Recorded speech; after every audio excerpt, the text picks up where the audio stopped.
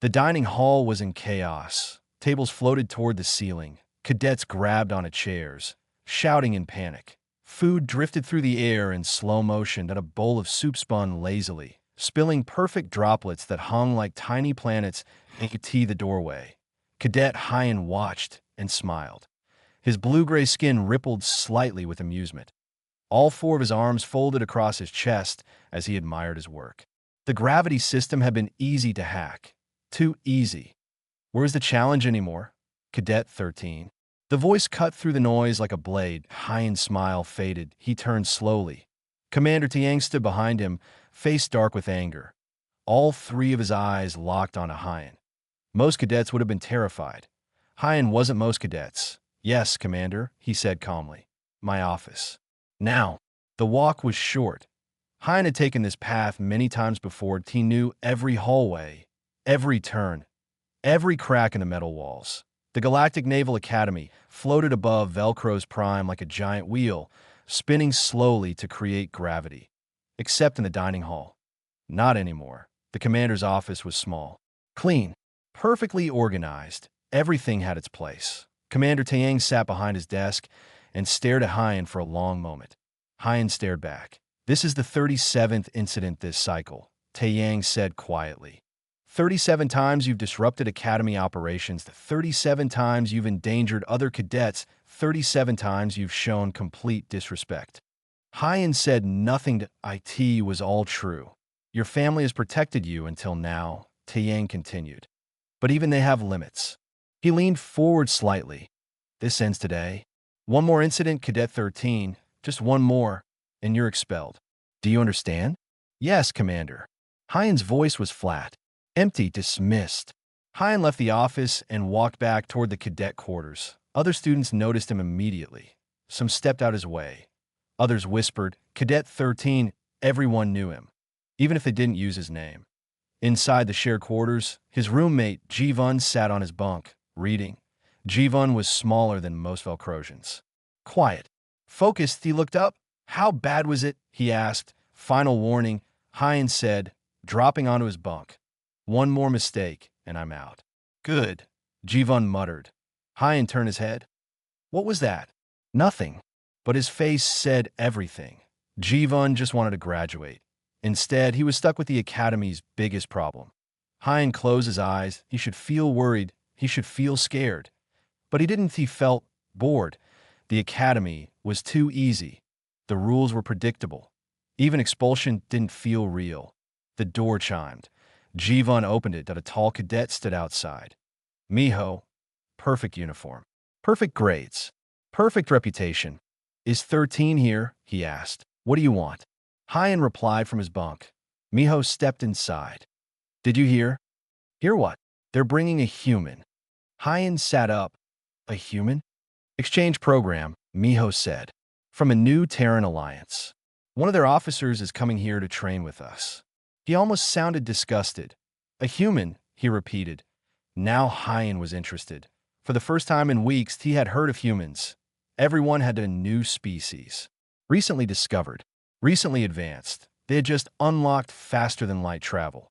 But physically, weak. No claws, and no fangs, and no armor. Just 2 arms. 2 legs, soft skin. When? Hyan asked. 3 days, Miho said. They're making a big deal out of it. Cultural exchange. Cooperation. He scoffed. As if we have anything to learn from them. After Miho left, Hyan lay back down slowly. A smile spread across his face. A human. Something new. Someone who didn't know him. Someone fresh. The possibilities were endless. Don't, Jivun said quietly. Don't what? Whatever you're thinking. Don't do it. You heard the commander. Hyan smirked. I'm not planning anything. He was lying. His mind was already racing. Small things first.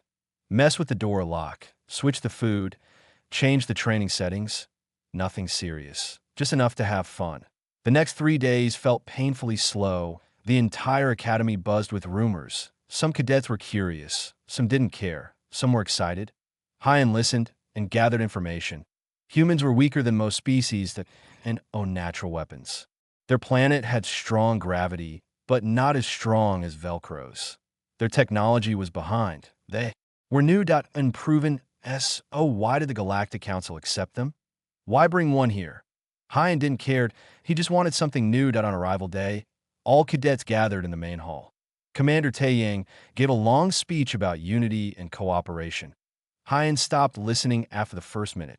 Finally, cadets, I present Enan Dion of the Terran Defense Force. The human walked onto the stage. Hyan leaned forward slightly. Studying him, he was tall for a human, but average compared to Velcrosians. Dark hair, dark eyes, light brown skin, simple uniform, oh decorations, and oh arrogance. He carried a duffel bag and a small carrier. Thank you, Commander, the human said calmly. I'm honored to be here. I look forward to learning from all of you. That was No speech. No pride. And oh showing off. He stepped back. The room murmured. Some cadets looked disappointed. Hyan kept watching as the human walked past him. Their eyes met. For a brief moment. Those eyes, they were calm, deep, steady. They didn't judge. They didn't react. They just saw. Then the moment passed. Hyan leaned back slowly. Something felt off. Something small. Unfamiliar. Was that worry? No, impossible. He smiled again. Let the fun begin. Inside the carrier, something moved. Yellow eyes opened in the dark. A low, quiet purr. The human had arrived, and he hadn't come alone. Dion's quarters were simple. A bunk. A desk. A locker. A small bathroom. Nothing special. Nothing impressive. Just enough space to live. Hyan waited one full day before making his move. Let the human settle in. Let him relax, then strike. The first prank was easy. Hyan hacked the door lock. Changed the access code. He watched for down the corridor, hidden behind a panel. Dion arrived after training. Stopped at the door. Entered the code once. Twice. 3 times. Nothing. He paused. Looked at the panel. And oh, anger. And oh, frustration. Instead, he pulled out a small tool. Opened the panel. His fingers moved quickly, precise, confident. The door slid open, and Dion walked inside, like nothing had happened. Hyan frowned. That wasn't the reaction he wanted. Fine. Second prank. This one will be better. He hacked into the training simulations. Changed Dion's next exercise. Impossible scenarios. Asteroids moving too fast. Enemies appearing out of nowhere. Systems failing with no fix. A trap. Perfect. Hyan watched from the observation room. The simulation began. Asteroids filled the screen. Dion didn't try to avoid all of them. He flew through narrow gaps. Took damage, but stayed on course. Enemy ships appeared. He didn't fight. He hid. Used the asteroids as cover. Escaped. Every trap, every impossible situation. He didn't fight it. He adapted. Changed his approach. Accepted what he couldn't control. And found another way. When it ended, he stepped out of the pod, sweating, breathing hard, smiling. Commander Taeyang stood nearby, watching. Interesting approach, he said. Not standard. No, sir, Dion replied calmly. But it worked? Taeyang nodded. Indeed. Hyan felt something tighten in his chest. This wasn't right. Where was the frustration, the anger, the complaints? That evening, the common room was crowded. Cadets gathered around Dion, asking questions. Is it true your planet has only one intelligent species? Yes, Dion said. Humans. How strange, Suji said. On Velcros, we have 4. We have many animals, Dion added. Some are dangerous. Miho laughed. What could be dangerous to something like you? Dion just smiled, didn't answer. Instead, he reached down, opened the carrier. I'd like you to meet someone. A small creature stepped out. Black fur, 4 legs.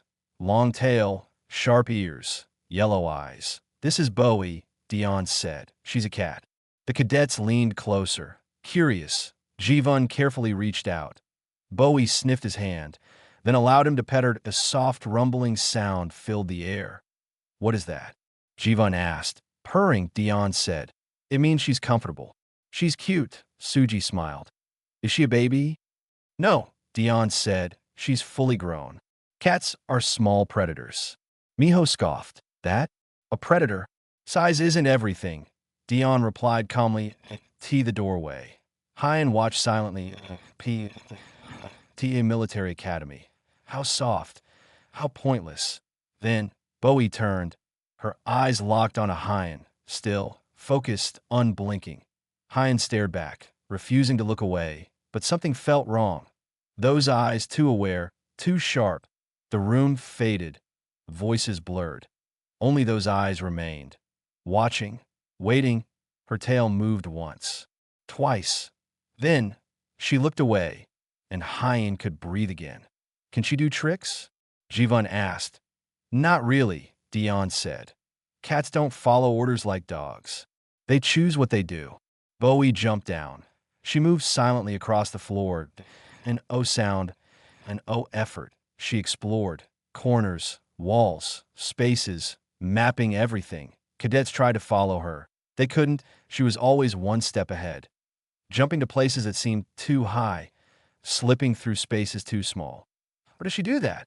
Suji asked. She's built for it, Dion said. Flexible, fast, precise. Miho tried to grab her.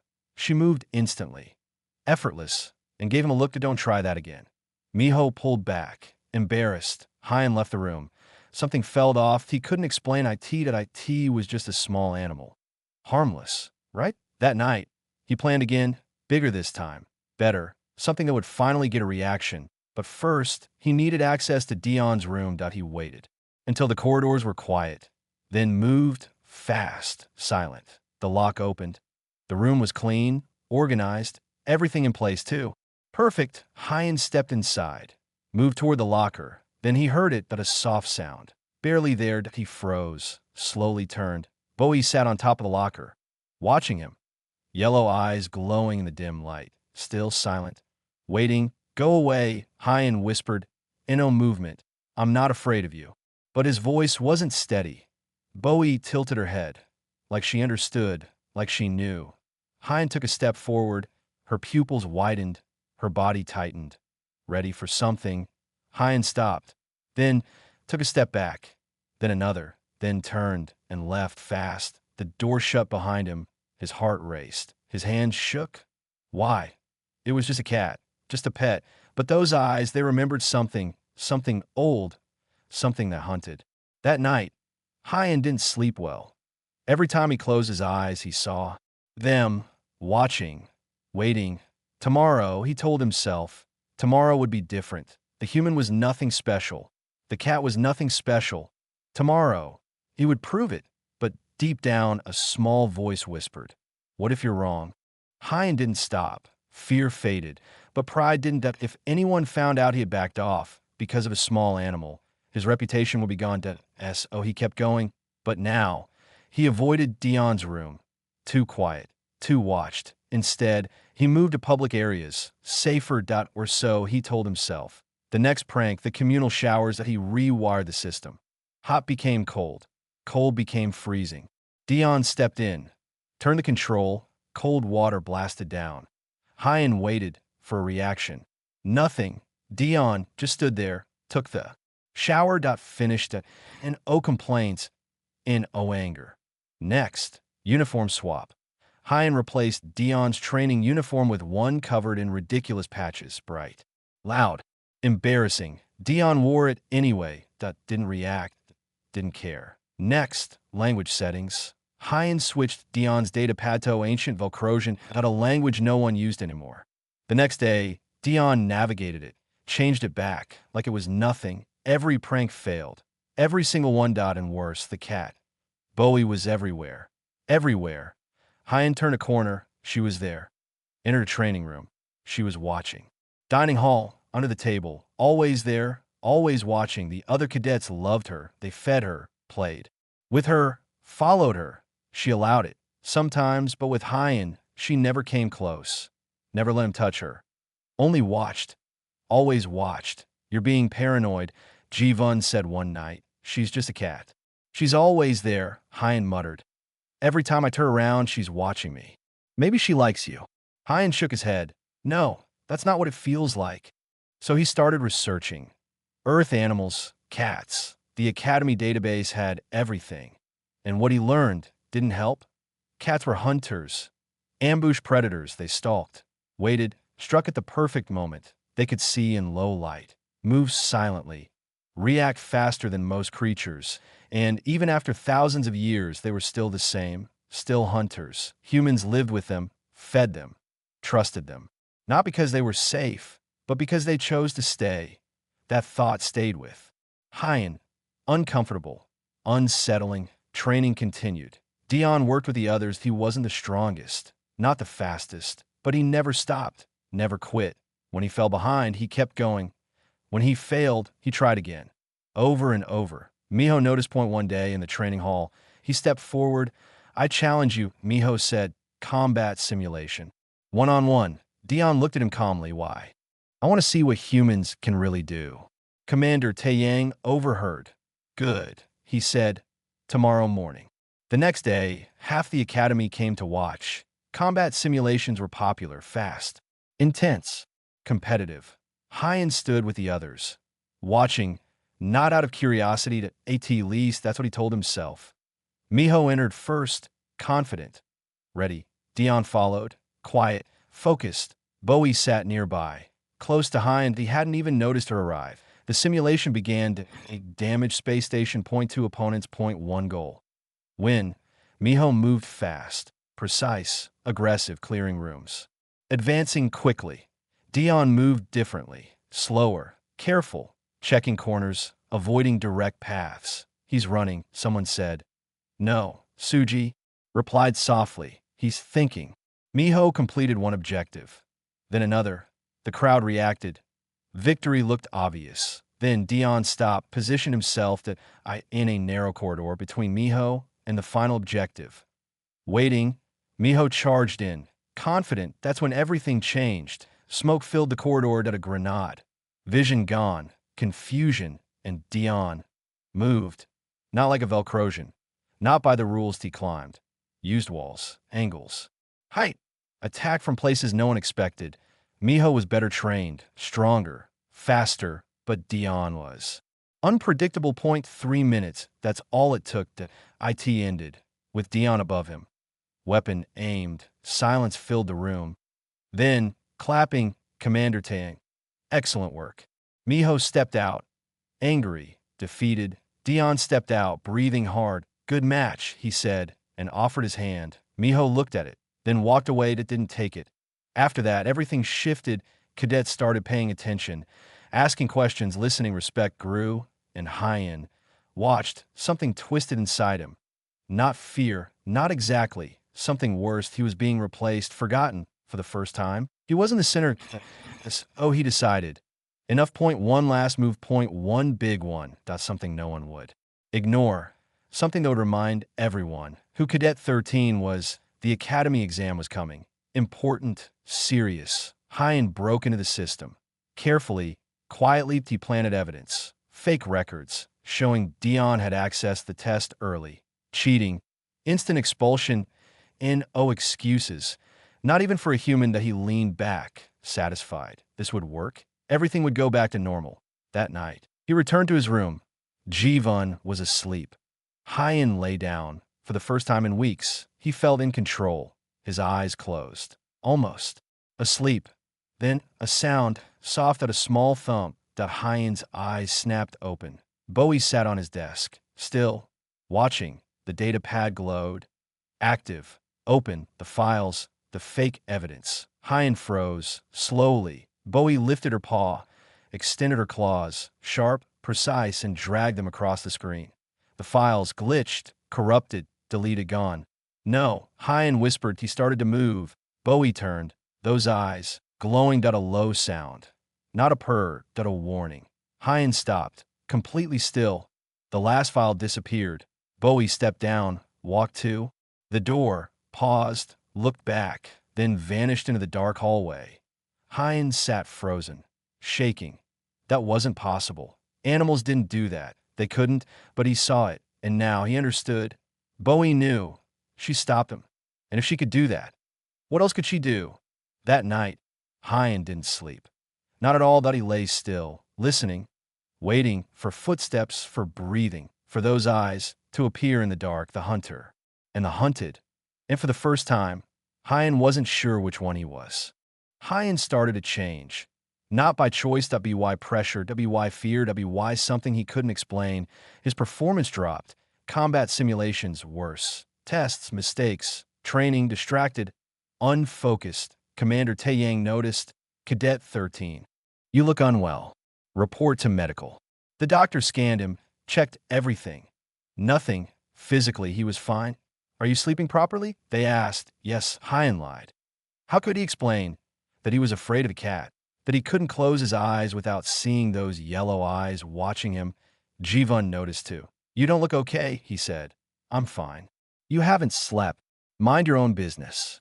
Jivun went quiet, but the concern stayed. Even he, who had suffered through Hyan's chaos, was worried. And the worst part? Bowie hadn't done anything to no attacks, no scratches, no threats. She just watched. Always watching. Appearing in places she shouldn't be. Moving like she owned the station. One afternoon.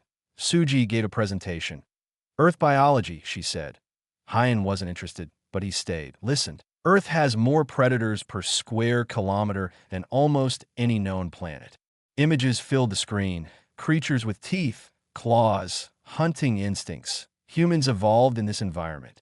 They aren't the strongest, not the fastest, but they are persistent. They hunt by chasing their prey until it can't run anymore. Hyan felt something cold inside him. Persistent, like Dion. Like how he never reacted, never stopped, never broke. Suji continued. Humans didn't just survive predators. They lived with them. Dogs, pack hunters, and cats, ambush predators. An image appeared. Bowie, calm, still. Watching. Cats are perfect hunters, Suji said. Flexible, silent, patient. They can wait for hours. Watching, waiting, for the perfect moment. Hyan gripped his seat. His hands shook. They were never fully domesticated, Suji continued. They chose to stay with humans. They still have their instincts. They're still predators. Silence filled the room. Humans don't fear that, Suji said. They respect it. They even befriend it. Hyan sat still. One thought repeated in his mind. Humans befriend predators. What does that make humans? The next field exercise came. Zero gravity training. A maze of corridors, simulating space repairs. Dangerous, controlled. Hyan, suited up, followed the routine. But his mind was somewhere else. The exercise began. Cadets spread out. Hyan work alone, fast, efficient like always, until something went wrong. His oxygen gauge dropped. Too fast that he checked the system. Everything looked fine, but the numbers didn't. Live point 10 minutes. Not enough. He activated his communicator. Cadet 13. Suit malfunction. Request extraction. Static. Nothing. No response. His communicator was dead. Panic rose. He forced himself to stay calm. Think. Move. Find the exit. But in zero gravity, everything looked the same. Corridors. Walls. Turns it. In no direction. 5 minutes. His breathing got faster. Worse. Using more oxygen. He tried to slow down, but his thoughts were breaking apart. 3 minutes. His vision blurred. His body felt heavy. Unstable. 2 minutes. He hit a wall. Couldn't correct himself. Couldn't think clearly. This was it. This was how he died. Not in battle, not in training, but alone. Because of mistake. Because of himself. Then a hand grabbed him, strong, pulled him forward, fast, confident. Through the maze, Hyan barely saw a gray suit, human, Dawn, moving like he knew exactly where to go, and no hesitation, and no confusion. Straight to an emergency station. He connected an oxygen line. Air rushed in. Hyan gasped, coughed, pain in his lungs. Breathe slowly, Dion said. You're safe. Hyan looked at him. How did you find me? Dion didn't answer immediately. Instead, he looked beside them. Hyan followed his gaze and froze. Bowie, floating in zero gravity, wearing a small suit, her yellow eyes shining through the visor. She knew. Dion said, she led me to you. Hyan stared at a cat, saved him, a predator. Save its prey. Commander Taeyang's voice came through. Report. Cadet 13 had a malfunction. Dion said calmly. He's stable. Extraction team incoming. Silence followed. Hyan looked at Bowie again. This time, he didn't feel fear. Something else. Something Different. She placed her small paws on his helmet, looked straight at him, and for the first time, he didn't see a hunter, he saw understanding. The rescue team arrived. They checked the suit and found the truth that IT wasn't an accident, that IT was sabotage. The oxygen system, the communicator, tampered. Delayed failure. Commander Taeyang was furious. Who did this? Hyan stayed silent because he knew that IT was in point one of his own earlier setups. He had grabbed the wrong suit. His own trap. Almost killed him in medical. He lay still, staring at the ceiling. Dion entered quietly, Bowie on his shoulder. How are you feeling? Dion asked. I'm alive. Because of you. And her. Dion sat beside him. I know what you've been doing. Hyan didn't react. The pranks. The sabotage. Everything. Silence. I didn't report you, Dion continued. Because I understood. You were bored. You wanted attention. You didn't think it would matter. Hyan finally spoke. Why did you save me? After everything, Dion looked at him. Because that's what we do. Humans. We help, even when it's hard, even when it's undeserved. Bowie jumped onto the bed, sat on Hyan's chest, started purring. Soft, steady. She wasn't trying to scare you, Dion said. She was warning you. Cats understand boundaries. When you cross them, they let you know. Hyan slowly raised his hand, touched her head. She didn't move away. I'm sorry, he whispered, for everything. Dion nodded. I know. Now you decide what comes next. Hyan closed his eyes, for the first time, not from fear, but from understanding. Commander Taeyang's investigation took 3 days, 3 long days. Hyan stayed in medical, recovering. Thinking, for the first time in his life, he didn't feel bored, he felt aware that of everything he had done. When he was released, he was summoned immediately. The walk to the commander's office felt different now, that he noticed things, the silence, the structure, the order, things he had ignored before. Sit, Taeyang said. Hyan Saturday, Bowie jumped onto his lap. Calm, quiet. Taeyang placed a data pad on the desk. We traced the sabotage. Hyan said nothing. The oxygen system was tampered with 3 weeks ago. The same day you accessed the equipment storage. Silence. We also found evidence of other incidents. Door locks, training systems, personal equipment, all leading back to you. Taeyang leaned forward. Do you deny it? Hyan shook his head. No, Commander. Why? Hyan took a breath. Because I was bored. Because I wanted attention. Because I thought nothing could touch me. A pause. I was wrong. Taeyang watched him carefully. Your family has already contacted me. They want to protect you. No, Hyan spoke quickly. I don't want that. Taeyang raised an eyebrow. You don't. I want to face it. All of it. Silence filled the room. Why the change? Taeyang asked. Hyan looked down at Bowie. Then back up, because someone saved my life when I didn't deserve it. And because I finally understand what I was doing. I don't want to be Cadet 13 anymore. I want to be Hyan. Bowie purred softly.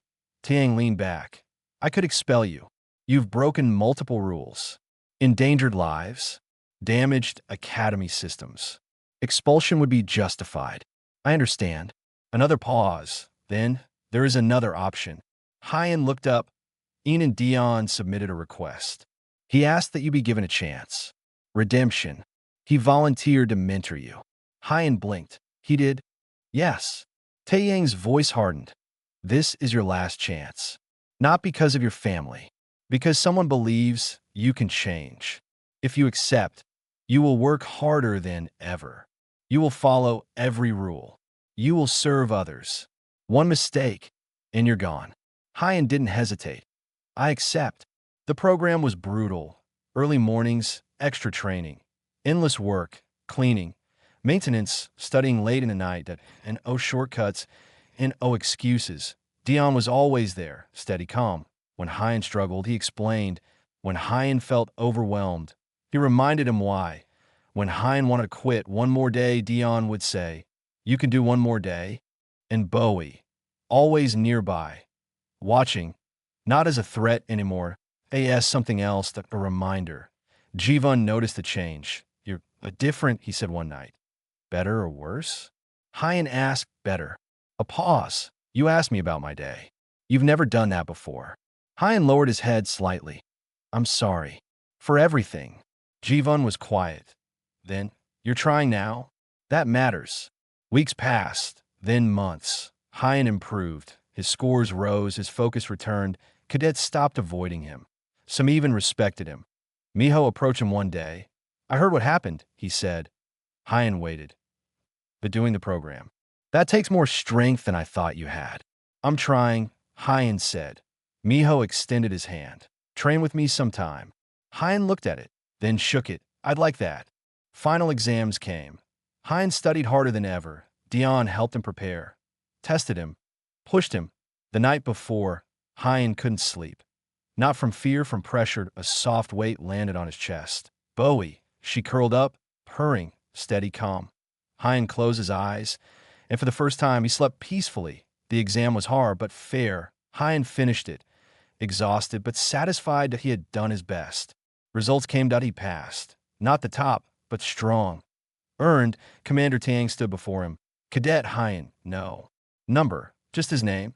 You are restored to full status. Hyan nodded. Thank you, Commander. Taeyang paused. Thank Dion. He's the reason you got this chance. That night, the academy celebrated. Cadets gathered, relaxed, happy. Hyan found Dion sitting quietly. Bowie on his lap, he sat beside him. Thank you, Hyan said, for everything. For saving me. For not giving up on me. Dion smiled slightly. You did the work. I just helped. Why? Hyan asked. Dion looked down at Bowie. Then back at him, because where I come from, we believe people can change. And sometimes one person believing in you is enough. And also, Bowie liked you. Hyan laughed softly. She terrified me. Dion smiled. Cats are good judges. She saw something worth saving. Bowie moved on to Hyan's lap. Curled up, comfortable. Hyan stroked her fur gently, still amazed. How far things had changed. What will you do now? Hyan asked. Go home, Dion said, back to Earth. With her. Hyan nodded slowly. You'll visit someday. See where we come from. Hyan smiled. I'd like that. 1 year later, Hyan stood at the front of a classroom, an instructor now. Teaching new cadets, a new group entered. Nervous, eager. Point one stood out. Arms crossed, bored. Hyan recognized that look. After class, he approached him. What's your name? Cadet 47. Ask for your name. The cadet hesitated. Dajo. Hyan nodded. I used to be like you. Thought rules didn't matter. Thought I was above everything. What changed? Dajo asked. Hyan smiled slightly. I met a human and his cat. At that moment, the door opened and a small black shape entered. Silent, graceful, yellow eyes scanning the room. What is that? Dajo asked nervously. Hyan smiled. That's Bowie too. The daughter of the one who taught me. She helps me teach now. Bowie walked closer, stared at Dajo. He stepped back. She won't hurt you, Hyan said. Unless you deserve it. She teaches. Without words. I don't understand, Dajo said. You will. Give it time. That night, Hyan sat at his quarters at a photo on his desk. And Don, Bowie, all smiling, he remembered what Tiang once said, humanity's greatest strength isn't power. It's their ability to change others. And their cats. Those might be even more dangerous. Hyan smiled. Now he understood. The fear wasn't real danger. It was something deeper. Seeing yourself clearly and choosing to become better. Bowie too jumped onto the desk, pressed her head against his hand. He petted her gently, grateful for everything. He had been Cadet 13. Now he was Hyan, a teacher, and tomorrow he would help someone else change, just like he did. The cat purred beside him, yellow eyes glowing softly. Watching, always watching. And this time, Hyan didn't fear it. He welcomed it.